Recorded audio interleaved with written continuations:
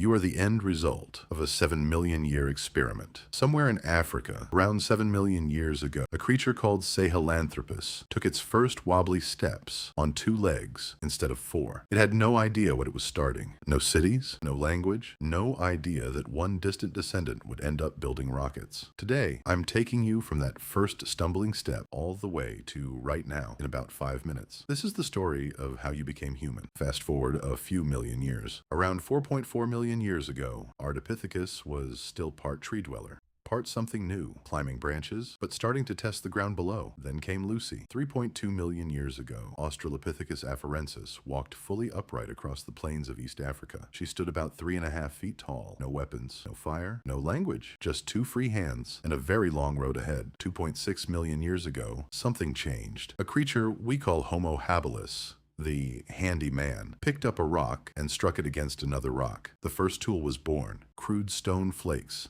sharp enough to cut meat off a carcass. It wasn't much, but it was the beginning of technology. And with tools came better food, and with better food came something else, a bigger brain, slowly growing, generation after generation. 1.9 million years ago, Homo erectus stood taller, walked farther, and thought harder. Then, around 1 million years ago, came the discovery that changed everything. Fire. Fire meant warmth. Fire meant protection from predators in the dark. Fire meant cooked meat, more calories, more energy, bigger brains. Homo erectus stopped just surviving the cold. It started walking out of Africa, into Asia, into Europe, one continent at a time. Its tools got sharper too. The hand axe, a teardrop-shaped blade that stayed in use, almost unchanged, for over 1 million years. If it isn't broken, don't fix it. Around 700,000 years ago, a shared ancestor called Homo heidelbergensis split into different paths. One branch became the Neanderthals, thick-boned,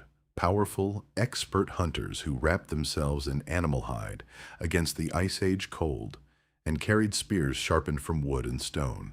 They weren't the mindless brutes cartoons made them out to be. They buried their dead. They may have even talked. And when our species eventually crossed paths with them, we didn't just fight or ignore each other, we interbred. If you're not entirely of African descent, there's a good chance you're carrying a small piece of Neanderthal DNA right now. And then, 300,000 years ago, in what's now Morocco, our species arrived. Homo sapiens. Same skull shape as you, same brain size as you, just without Wi-Fi. For a long time, we weren't special. We hunted, we gathered, we survived, just like everyone else. Then, somewhere around 70,000 years ago, something clicked. Language became more complex. Ideas could spread from one mind to another.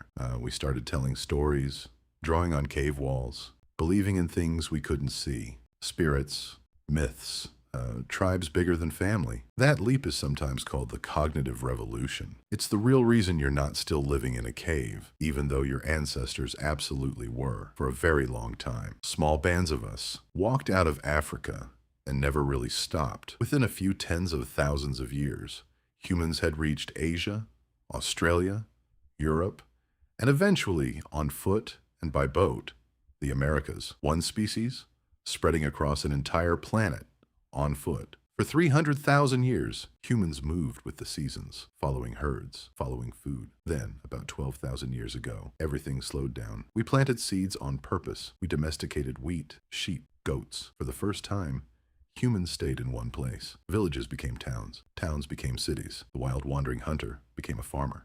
6,000 years ago.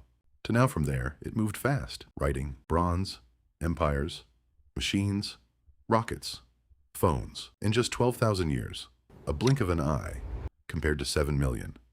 The same species that once sharpened a rock against another rock, built cities that touched the sky, put a probe on Mars, and put this exact video in front of your eyes right now. So the next time you feel behind or not good enough, remember this: you're not the finished product. You're the latest version of a 7 million year old story that is still being written. Your ancestors survived ice ages, saber-toothed cats, just so you could be here, watching this video. Don't waste it. I'll see you in the next one.